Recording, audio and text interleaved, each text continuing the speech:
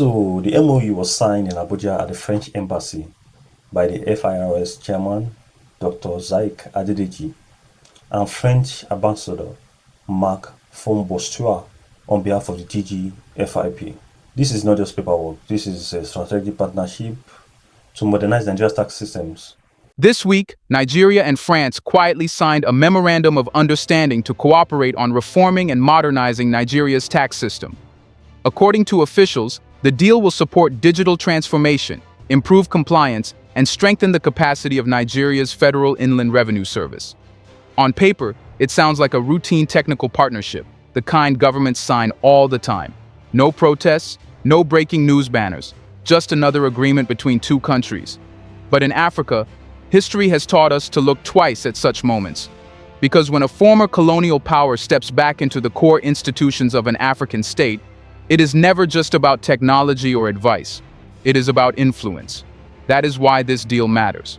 Because Nigeria did not just sign a tax agreement this week. Nigeria signed a mirror, reflecting how far Africa has truly come and how far it still has to go. Let's get into it.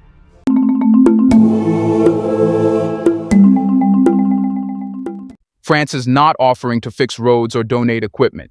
It is stepping into the design room of Nigeria's revenue machinery. It is offering advice on how Nigeria should measure, track, categorize, and extract value from its own economy. And once someone helps design your system, they do not just give tools, they influence the logic behind those tools. This is where Africa's past quietly enters the room. For decades, France was not just a partner in West Africa. It was a ruler. From colonial administrations to post-independence influence networks, Paris shaped currencies, militaries, and economic policies across large parts of the region. Even today, through structures like the CFA franc and long-standing political and military ties, French influence remains deeply embedded in parts of Africa's financial architecture. So when France appears again, this time not with soldiers, but with consultants and code, Africans are right to pause. Because power does not always look like power. In the 21st century, power wears a suit. It speaks in acronyms. It hides behind words like capacity building and technical assistance. But the result can be the same, shaping how African states function from the inside. Supporters of the deal argue that Nigeria needs this help. That tax collection is weak. That leakage is high. Digital systems can bring transparency and revenue. And yes, Nigeria faces serious challenges in mobilizing domestic revenue. But here is the uncomfortable truth. Nigeria does not lack talent. It has economists, accountants, engineers, and tech experts equal to any in the world. What it lacks is not brains. It is a belief that African-designed systems can stand on their own without Western supervision. That doubt did not come from nowhere. It is the psychological residue of colonialism, which is why this MOU feels heavier than a technical agreement. It feels like a test of whether Africa's largest economy still believes that progress must come through European doors. So before celebrating modernization, Africans must ask themselves a harder question. Is this really about improving Nigeria's tax system, or is it about letting a former colonial power quietly shape the heart of Africa's biggest state once again? It is about power.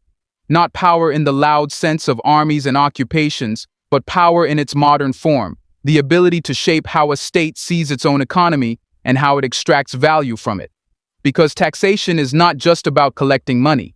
It defines what the government can afford to do, who carries the burden, and which interests are protected.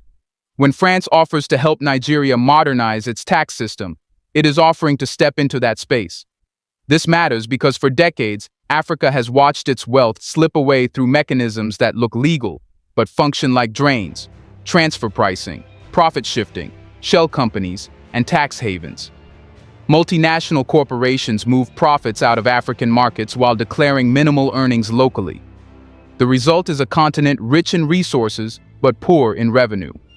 And many of the companies that benefit from this system are Western, including French firms operating across Africa's oil fields, mines, telecom networks, construction projects, and consumer markets. That is where the contradiction becomes impossible to ignore. France is not a neutral observer of Africa's tax problem. It is part of the ecosystem in which African wealth leaks outward. So when France positions itself as Nigeria's advisor on taxing multinationals, Africans are right to raise an eyebrow. This is not just technical cooperation. It is a conflict of interest wrapped in diplomacy. The MOU speaks of aligning with global standards like the OECD's BEPS framework and improving information exchange. Again, the words sound impressive, but Africans must ask, exchange with whom? On whose terms? Who sets the standards that Nigeria is being encouraged to follow? And whose economies were those standards originally designed to serve? Because global best practices are rarely global. They are usually Western practices that others are expected to adopt. And then there is the question of infrastructure. Digital tax systems are not just software. They involve databases, servers, platforms, cybersecurity protocols, and data governance rules. Whoever helps design and integrate those systems gains visibility into the economic bloodstream of a country, company records, transaction patterns, sector performance, and revenue flows. In the modern world, data is leverage. France does not need to own Nigeria's data to benefit from access to how the system is built and what it prioritizes. Influence over architecture alone can shape outcomes for decades. This is why some Africans describe it with a simple image, asking the fox to help redesign the henhouse. Not because the fox is guaranteed to attack, but because its interests will never align with the hens. Supporters say Nigeria is simply learning from a more advanced system. But that framing hides a deeper issue. Why is the default assumption that African systems must be taught by Europe? Why is African expertise rarely seen as sufficient to design African institutions? That assumption is the true inheritance of the empire. So when we strip away the polite language, the question becomes sharper. If this deal gives France influence over how Nigeria taxes its economy, who really stands to benefit when billions are on the line? Those who already hold the advantage. In any system, the rules are never neutral. They favor those who helped write them. And in global finance, the rules have long favored multinational corporations and the countries where they are headquartered. That is why Africa, despite its markets, labor, and resources, keeps watching wealth flow outward. So when France helps shape Nigeria's tax architecture, it is not stepping into a vacuum. It is entering a battlefield where interests already exist, and those interests are not African. But the danger here goes beyond corporations. It is about control of systems.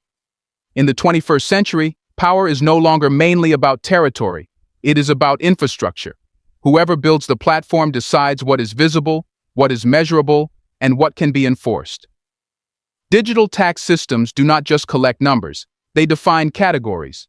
They decide what counts as income, what qualifies as loss, what is flagged as risk, and what passes quietly through. Once those logics are embedded, they become hard to change. They shape policy thinking for decades. That is why this MOU is not a small technical step. It is an institutional footprint.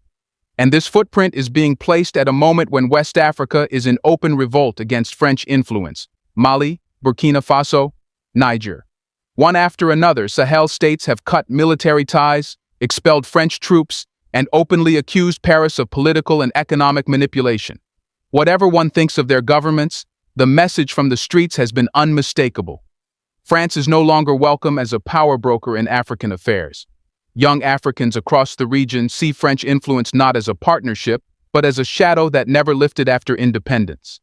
And now, while that rejection is unfolding, Nigeria, Africa's largest economy and political heavyweight, signs a deal that invites France back into the core of its state machinery. This is why many Africans feel this agreement is not just about Nigeria, it is about the direction of the continent.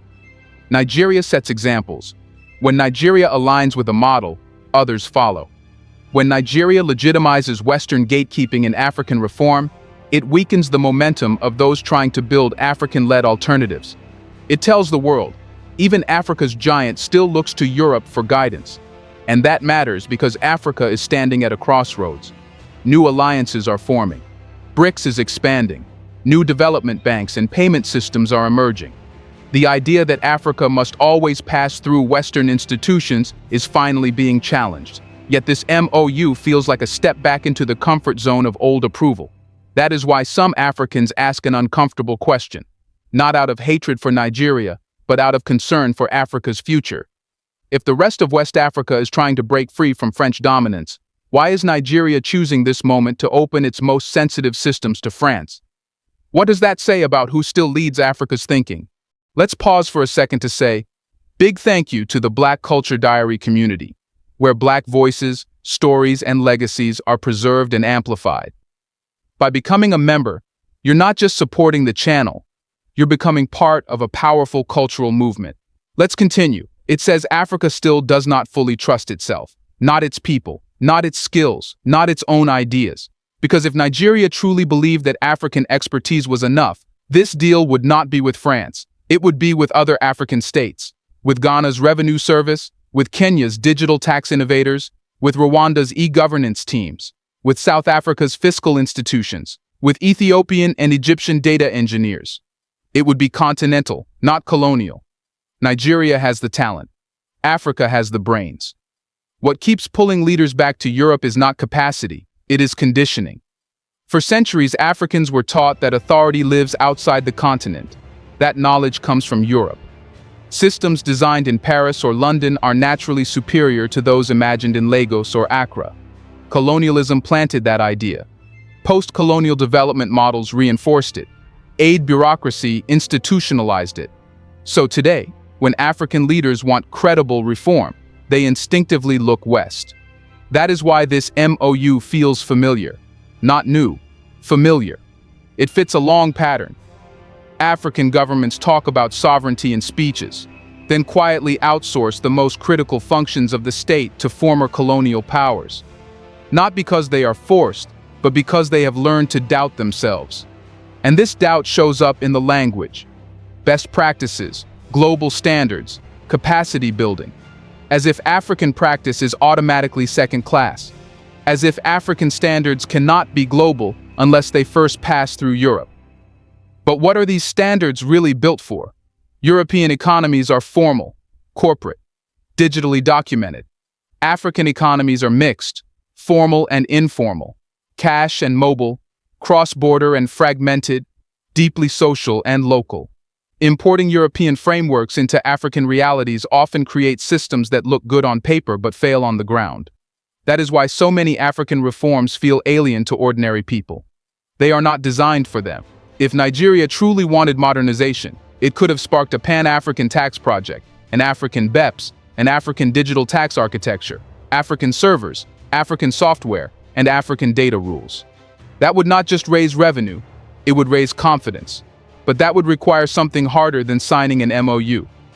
It would require breaking the habit of seeking Western validation. France understands this habit.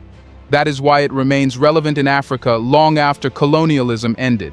Not because of force, but because African elites still see Europe as the natural partner for reform. This is how influence survives, not through control, but through consent, shaped by history. So the issue here is no longer technical, it is psychological. It is about whether Africa still believes it needs Europe to become modern. And that leads to the next uncomfortable question. If this mindset continues, can Africa ever truly build systems that serve itself rather than others?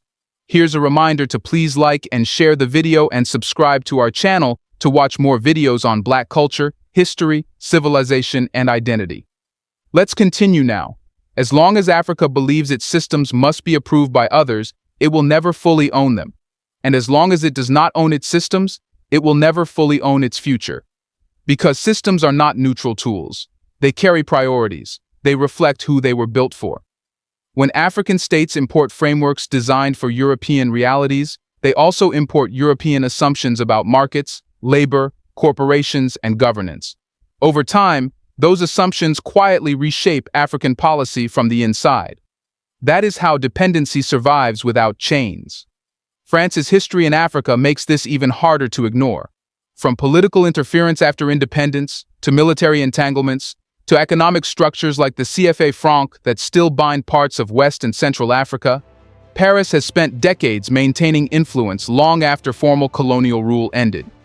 So when France appears again, offering technical assistance, Africans do not see a blank slate. They see a pattern. Not because France is uniquely evil, but because empires rarely give up relevance willingly. They adapt, they rebrand, They move from force to frameworks. And African elites, trained in Western universities, rewarded by Western institutions, and embedded in Western networks, often become the carriers of this adaptation, sometimes without even realizing it. That is why this MOU feels dangerous. Not because it will instantly harm Nigeria, but because it deepens a habit. When in doubt, call Europe. That habit shapes generations. Meanwhile, ordinary Africans keep paying the price. Weak revenue systems mean poor schools, underfunded hospitals, broken roads, power cuts. And when governments lack money, they borrow, often from Western institutions that then attach conditions that further shape policy. So the cycle continues. Imported systems lead to dependence, which leads to borrowing, which leads to more imported solutions. This is not accidental. It is structural. And this is why many Africans are no longer angry just at former colonial powers. They are angry at their own leaders for repeating the same patterns while talking about sovereignty. Because sovereignty is not a slogan. It is the daily control of how your state functions. If Nigeria cannot confidently design and own its own tax architecture, with African partners, for African realities, then what exactly does leadership mean? Africa is standing in a moment of change. New alliances are rising. South-South cooperation is growing. BRICS is expanding. New development banks, payment systems, and digital infrastructures are emerging that do not pass through Western gatekeepers. This is the first real chance in decades for Africa to rewire its systems. But that chance will be lost if African leaders keep choosing comfort over courage. So the story of this MOU is no longer about France. It is about Africa. Which brings us to the final question. In this moment of global shift, will Africa's giant choose confidence, or will it choose to keep leaning on old masters?